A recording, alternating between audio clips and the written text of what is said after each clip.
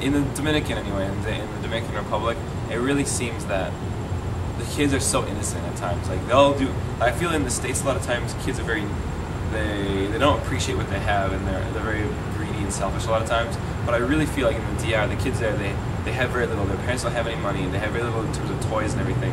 But the stuff that they do have, they're so appreciative of, and they share with everyone. And it's just, I guess, that to be able to see that in a child, I just want to be able to give whatever I could of myself to them to make their life a little better. It makes you rethink about what life's purposes are, because 95% of the world cannot share, the same dreams that we have. Like, we can say our purpose is to become the most successful in business or in any other field that we can, but that's not even the remote possibility to most of the people in the world. They just live 40 years later, their life is done. It's like, wait, what was the purpose of their lives? I think one of the biggest things is just the issue of time.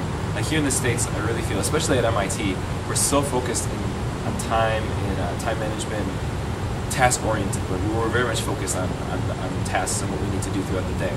Whereas I really felt in the DR, that's just not the case at all. But then at lunch, we'd have a siesta from 12 to 2, and that's just standard. Like, one of the hardest things I think God was really showing me throughout the summer was patience. Because when you have students that you're working with for 10 weeks, and you only have a limited amount of time, you want to be able to work with them as much as possible. But the culture that I was in didn't allow that between 12 to 2. Well, I guess the biggest thing that I learned was that God can speak many languages.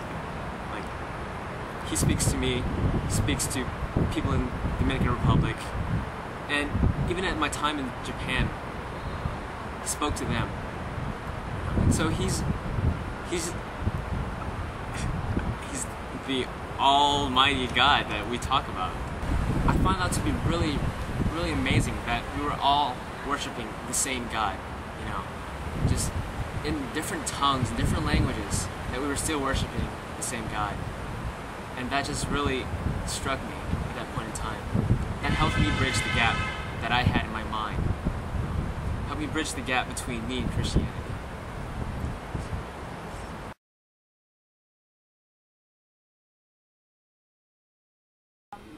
I didn't ever really get the sense that the fact that they were, I guess, monetarily or economically poor, I never got the sense that that was their biggest issue.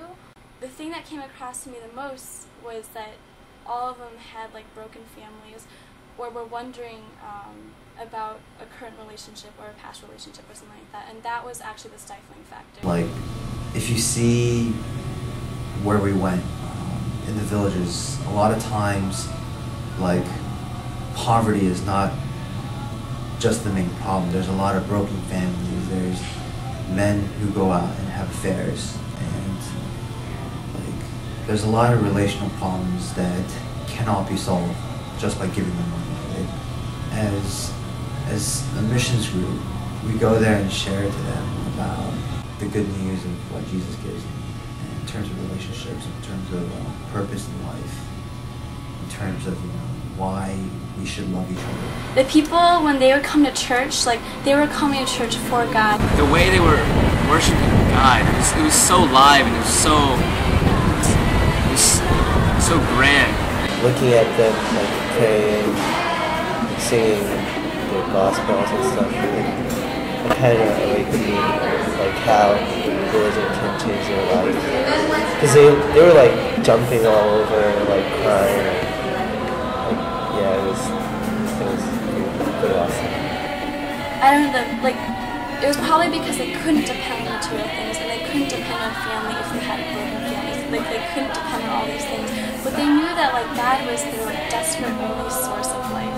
And so when they walked into that church, it was just immediate, the joy on their faces radiated everywhere. But because of all of that, they were even more beautiful because they depended so much more on God.